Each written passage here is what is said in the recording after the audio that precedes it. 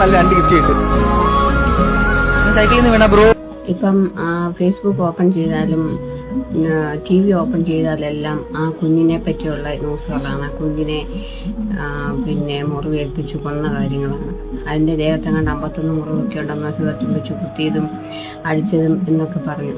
എന്തിനാണ് അവർ ഈ പാവം ചെയ്യുന്നത്? എത്ര ആൾക്കാർക്ക് പിള്ളേരില്ലാതെയല്ല ഈ മനുഷ്യനുണ്ട് ലോകത്ത്. ആ പിള്ളേരില്ലാത്തവർക്കാർക്കില്ല അവർ കൊച്ചിനെ കൊടുക്കുമോ അല്ലെങ്കിൽ കുട്ടികളെ നോക്കുന്ന സ്ഥലത്ത് കൊടുക്കുമോ എന്തെങ്കിലും അവർക്ക് ചെയ്താൽ പോരായിരുന്നു. ഈ കുഞ്ഞിനെ പാവം പിടിച്ച കുഞ്ഞിനെ അവർ ഇത്രയും ഉപദ്രവിച്ചത്, ഇത്രയും മുറിവൊക്കെ ഉണ്ടാക്കിയിട്ട് അത് കാണുമ്പോഴൊക്കെ തന്നെ നമുക്ക് തന്നെ സങ്കടം വരുവാണ്. അതിൻ്റെ അമ്മയും കൂടെ കൂട്ടു നിന്നില്ലേ ആ കുഞ്ഞിനെ ഇങ്ങനെ ദേഹോപദ്രവം ചെയ്യുന്നതും എല്ലാത്തിനും കൊല്ലുന്നതിനും എല്ലാം. എത്രയോ ആൾക്കാരാണ് ഇതുപോലെ ഈ ന്യൂസ് കണ്ടിട്ട് അവിടെ ഇവിടെ എല്ലാം പ്രതികരിക്കുന്നത്.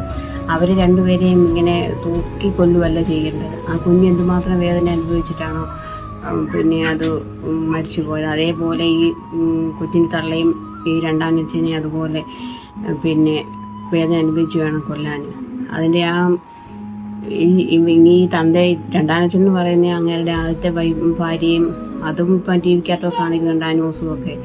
അതിനെ 18 വയസ്സ് കല്യാണം കഴിച്ചുകൊണ്ട് വന്നിട്ട് അതിനെ ഇതുപോലെ ദേഹോപദ്രവമൊക്കെ ചെയ്ത് അതും ഇപ്പോൾ എന്തോ മാനസികമായിട്ട് എന്തോ പ്രശ്നമായിട്ട് ഹോസ്പിറ്റലൊക്കെ അഡ്മിറ്റൊക്കെയാണെന്ന് പറയുന്നു. അപ്പോൾ ഈ പിഞ്ചു കുഞ്ഞിനെ എന്തിനാണ് ഇവനിങ്ങനെയൊക്കെ ചെയ്യുന്നത്?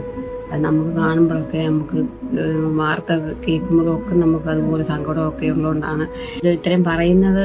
അതുകൊണ്ടാണ്